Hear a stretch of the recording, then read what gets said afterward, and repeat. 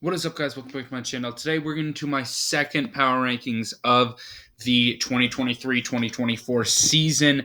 Not since it's only the first few games of the season, we're not going to be seeing a ton of movement.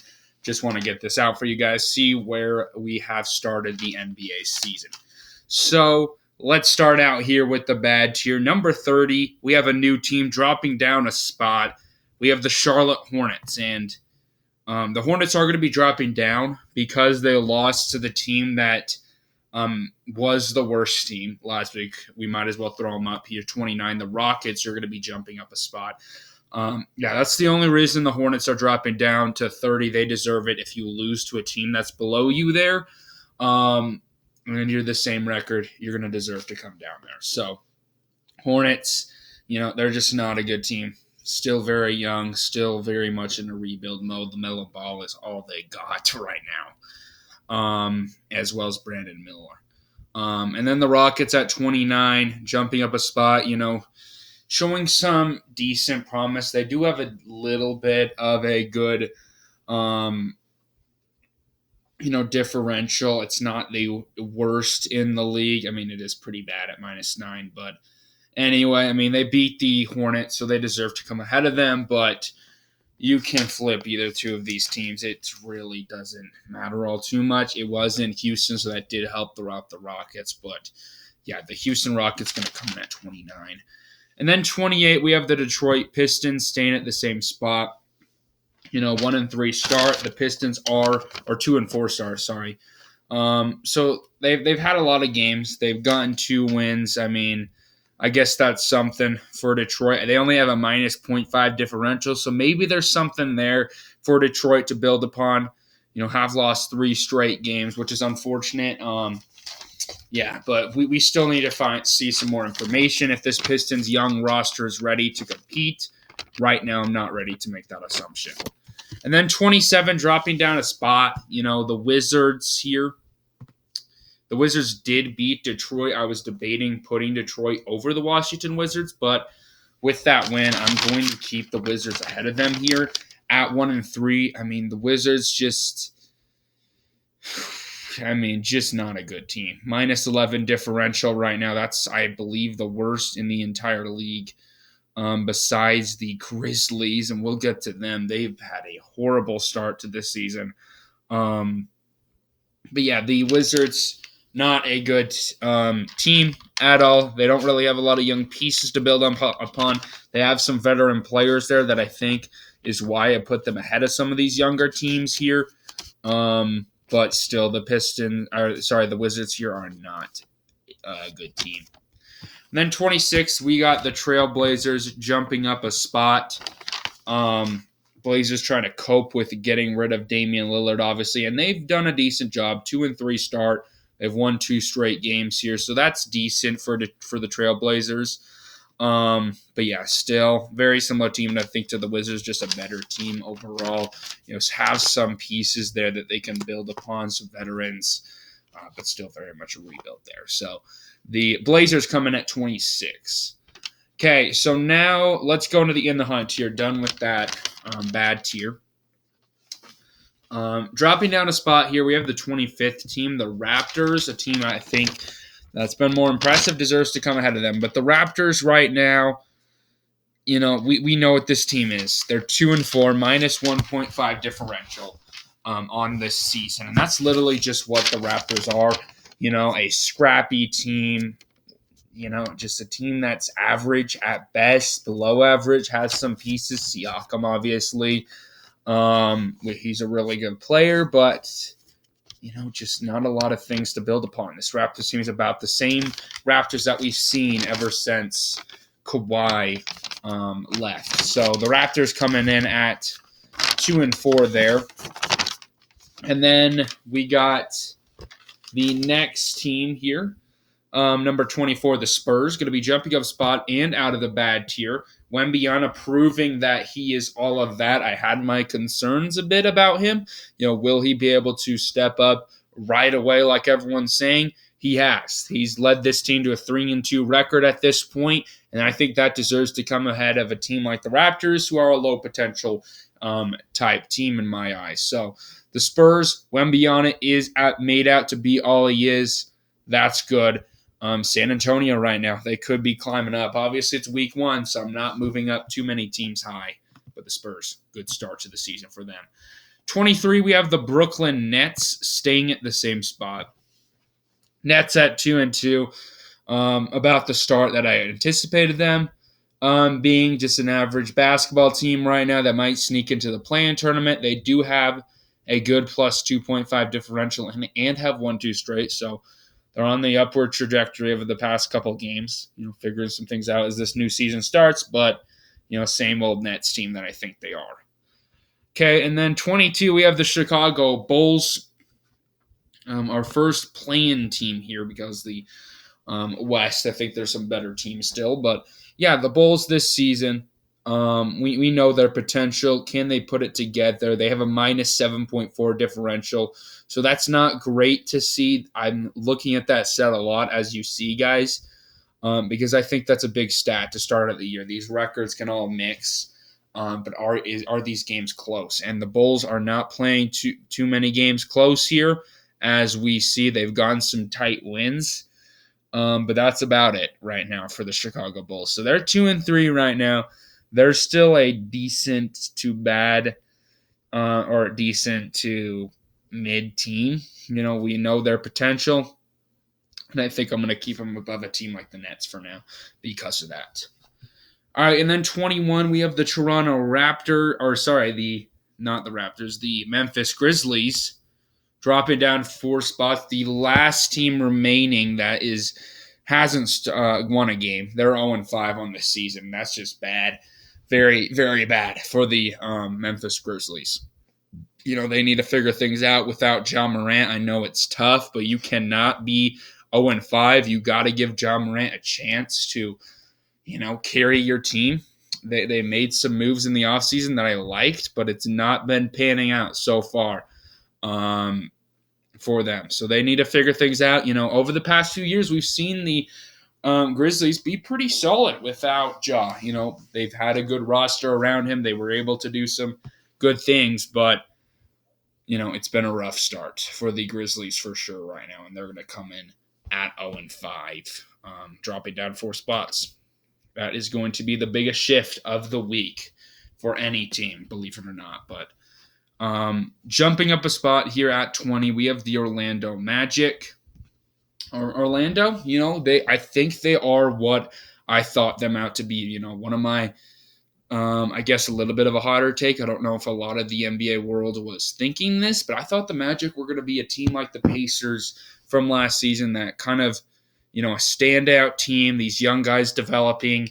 That's what I kind of thought the Magic would be. And right now they've started out the year pretty darn solid at 3-2, plus 3.6 differential. That's pretty solid. If you're a Magic fan, this is a good start. You got a lot of young pieces that you've been developing. And I think this is the year where some of those pieces start to finally put it together in the win-loss column. So good start to the year for Orlando. 19, we have the Thunder jumping up a spot. A lot of these teams jumping up because of the Grizzlies' fall. The Thunder deserve it at this point to come up at 3-2. Shai Gilgeous-Alexander, this Thunder team, are doing a solid job. They do have a minus 0.4 differential, which isn't great when you have a winning record, but that's fine. They're playing some close games and they're able to win them. That's a lot of what they did last season. To make that play-in tournament run, and I could very much see it happen again this season with all these young pieces. All right, and then number 18, we have the Atlanta Hawks jumping up a spot as we are done with that in the hunt tier here. The Hawks at 3-2. Good solid start for the Atlanta Hawks. Plus 5.6 differential. They've won 3 straight, so turning things on. This is what I think the Hawks are going to be, I think, this season. Probably a very inconsistent team with a lot of high wins in a row and a lot of tough weeks where they lose a lot of games. But I just think that's what the Hawks are. They're one of those inconsistent teams, which come playoff time, we saw it with the Heat last year. You can get red hot and go on a run. So that's not the worst thing to be in the world. So Um, yeah, Atlanta, good start to this season. At 3-2, you'll for sure take that if you're the Hawks. And then number 17, dropping down 2 spots, we have the Utah Jazz. Just been a frustrating start for the Jazz. Trying to get things going. It's just tough right now. The 3-point defense is struggling. As you look at the Jazz, they are minus 3.7 differential, but I'm not going to move them down too far. I just think there are some teams that deserves to be ahead of them at this point with their start, but not the worst start in the world for the Utah Jazz. And then number 16, we have the Pacers staying at the same spot. I do think the Pacers and the Jazz are very similar teams. I think the Pacers are just slightly better. I think I might have underestimated the Pacers by putting the Jazz ahead of them in my original power rankings. But Pacers have started out this year 2-2. Good start. They do have a minus 5.7 differential. Honestly, guys, I think I'm going to flip this on the spot.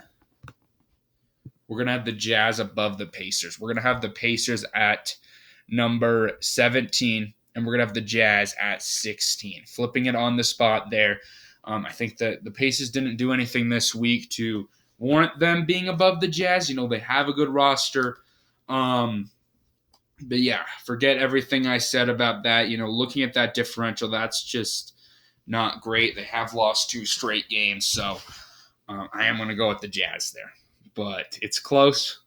Give me the Jazz, though, in that tight race. And then number 15, we have the New Orleans Pelicans jumping up 3 spots. Pelicans have had about as good of a start as you want at 4-1, have won 2 straight. They do have a 0.2 differential, but they're getting the job done. Somehow you have that little of a differential, but you have 1 game. So that's good for New Orleans. This team, it's all about Zion staying healthy. That is a big factor. We'll see if he can do that. But the Pelicans jumping up 3 spots there. Okay, and then number 14, we have the Los Angeles Lakers staying at the same spot. Lakers 3-2. LeBron James is getting the job done for this Lakers team. Really not a whole lot to say about the Lakers there. They have the potential right now to be really good. I'm not going to move them up quite yet, though. Because I'm a little bit more hesitant when it comes to especially a first week in the NBA. But good start for the Lakers. They do also have a minus 0.8 differential, which isn't great. But yeah, the Lakers staying at 14. And then 13, we have the Timberwolves staying at the same spot. 2-2 on the season. Rudy Gobert and the Wolves. 2-2 start. I mean, that's not bad. That's not bad at all. The Wolves have a lot of potential, very similar to the Lakers, to be a great team. Karl-Anthony Towns, obviously, Anthony Edwards, Gobert, all of those pieces on that team. They can be a very scary team. So that's why they are at 13. That's why the Lakers are a 14 team, because of all the potential they got as well. So still need to know a little bit more information on those 2 teams. They come in at 13 for the Wolves. All right, then that's the rounds up the play-in tier. Let's go to the playoffs tier here. Starting out with number 12, we have the New York Knicks dropping down 2 spots at 2-3. The Knicks, you look at them, I just think that the 2 teams below them deserve to come ahead of them at this point. They do have a plus 0.1 differential, with the slow start. But yeah, the Knicks 2-3 start's not bad at all. I mean, it's just a slightly below average, which is fine. We know this Knicks team's going to be very competitive as the season goes on. They were a really solid team last season, and I don't expect this season to be any different. So the Knicks just going to be dropping down 2 spots because of the 2 teams coming ahead of them, which we'll start out with number 11. We have the Dallas Mavericks, one of 2 teams that has remained undefeated on the year. The Mavs at 4-0. They have won, they're playing great basketball. You got to give credit to Luka Doncic. He's one of the best players in the league. He is arguably even the best. At this point, he's really carrying that Mavericks team. Kyrie Irving is returning tonight, so I'm really hesitant to move this team up because of that. Can they mesh? We saw what happened last season. I'm not going to move them ahead because of that fact. But, about as good of a start as the Mavericks want. We'll see how Kyrie looks. Then number 10, we have the Sixers. I know the Harden trade breaks out, but now they got that bug in the system gone. They could just play good Sixers basketball, I think, at 3-1 at this point, sneaking into the top 10. Philadelphia here, Joel Embiid, can't underestimate how good of a player he is. This is his team. James Harden wasn't helping out. I honestly like that trade for the Sixers. Got some assets in return for him that can help their team out. But the Sixers 3-1. We'll see how they look. I don't really think they're a contenders tier team because there's so many good teams right now, but they could be. We'll see how the season progresses. Right now, I'll keep them at 10 in the playoffs tier. All right, in the contenders tier now. Number 9, we have the Miami Heat staying at the same spot. The Heat 1-4 start. They are the last team in the Eastern Conference standings right now, which is crazy. We know how this team is, like, all the time. This team just is a weird team in the regular season, and then they come out in the postseason and play great like last season. So I'm going to give them the benefit of the doubt because of what happened last year. Some people may say, why are you keeping the Heat at 9 but move the Grizzlies down 4 spots? The Grizzlies, I think they weren't supposed to be a team that's struggling right now. I mean, they have the talent, they have the pieces. This team was supposed to keep it afloat for when Ja comes back. They deserve to come down. The Heat, we know this team has proven in the past that they can, go on a run even after some rough starts in the season, as of course last year. So I'm going to give the Heat the benefit of the doubt, but you got to figure things out. You can't be that bad of a team in the regular season if you want success, because is an 8 seed really going to go all the way again in the playoffs? That just seems unlikely the way history has gone. So Heat need to figure things out at number 9. And then Clippers dropping down a spot at 8. Obviously adding James Harden, people might say, this Clippers team is so freaking good. They have so much talent. Kawhi Leonard, George, Harden. I'm not buying it. James Harden, it didn't really work out in Philadelphia. Why would I believe it would work out in LA? I just don't buy it, especially with this Lakers team being the definition of an underperforming team, it seems, year in and year out. I don't know. I don't trust it. I don't believe it. I have to see it to believe it at this point. So the Clippers, they're still a contender, as I put them in there. They're very one of my more hesitant contender teams from this season because I really just think this team underperforms each year. But we'll see if this team can figure things out. And maybe James Harden makes a big difference. Maybe this team's one of the best teams in the league. I don't know at this point. But yeah, moving on to number 7, we have the Kings dropping down a spot. The Kings 2-2 start to the year. They're going to be dropping down because of the next team has beat them twice to start of the year. They deserve to come ahead of them at this point. Sacramento, this team's very explosive, +3 differential, man. Very solid team. De'Aaron Fox and this team building upon what they've had last year. I expect this team to keep going up. 2-2 starts not bad at all. So, especially when you've lost 2 times to a very good team. So the Kings dropping down a spot. And then the Warriors jumping up 2 spots. Obviously, I would wanted the Kings to at least get 1 against the Warriors. That would have kept the Kings above them. 2 losses, you got to move the Warriors above them. 4-1 start. Steph Curry and the Warriors continue to prove why this team is one of the best in the leagues. Their 1 loss came to, I believe it was the Suns in week 1 or the Nuggets. Yeah, it was against the Suns. So the Suns are a contender, obviously, as they haven't been listed in my eyes yet. So, Warriors just continue to prove year in and year out why this team's so good. They hit 1 year where they sucked, was just a outlier year, of course. The Warriors have been a top team ever since. And then number 5, we have the Cleveland Cavaliers staying at the same spot. Cleveland a 2-3 start. I was debating moving the Warriors above the Cavs, but I think a +3 jump for Golden State's a bit rich. I'm going to keep the Cavs above them. Donovan Mitchell, picking up where he left off. He is playing great. The -5.2 differential is rough for the Cavs. They need to figure those out. When they've gotten to those close games, they have closed things out. The defense for the Cavs playing good basketball. The offense does worry me. The offense needs to be better, but still, I do trust the Cavaliers that they'll be able to figure things out. It can't just all be Donovan Mitchell. We'll see if they can figure things out. Okay, then number 4, we have the Phoenix Suns staying at 4. Suns also a 2-3 start. Very similar to the Cavs. Just the other end of it.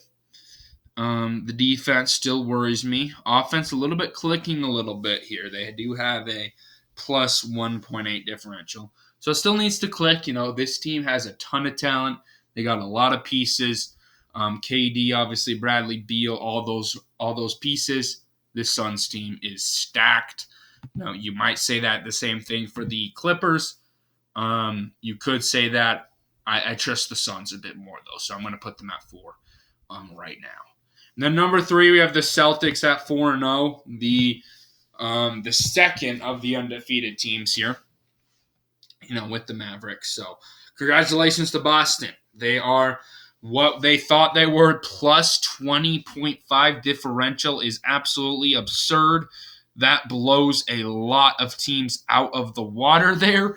And just because of that, they might deserve to go to 1. I am not going to do that. Again, it's just week 1 of the season. But my, oh my, this team is just dominating everyone they play. The one Knicks game was really the other side of that. The Knicks kind of played them close. But other than that, the Celtics have been dominant. Welcome to the 2023 season for the Celtics. They have started out amazing. But then number 2, we have the Denver Nuggets staying at the same spot. Another team starting out pretty darn good, trying to repeat this year. Let's see if they can do it. They've won just about every one of their games. They've only lost to the Wolves on the road. That's a tough game against the Timberwolves. Lost pretty good in that one, though, too. But anyway, the Nuggets, good start. And then number 1, we have the Milwaukee Bucks. 2-2 start. Still going to keep the Bucks at number 1 here. It's still the Bucks. It's still Giannis. It's still Damian Lillard. Whenever you get a player like that in, it might take some time to get gelling. It's week 1. Again, I'm not going to move them down because of that. I still have much faith in this Bucks team. When they get on, I believe they are going to. This team is the number 1 team, I think. They have the most talent. All right, anyway, guys, thank you all for watching this video today. Hopefully y'all enjoyed the content. Comment down below your prediction or your power ranking, Anyway, guys, peace out.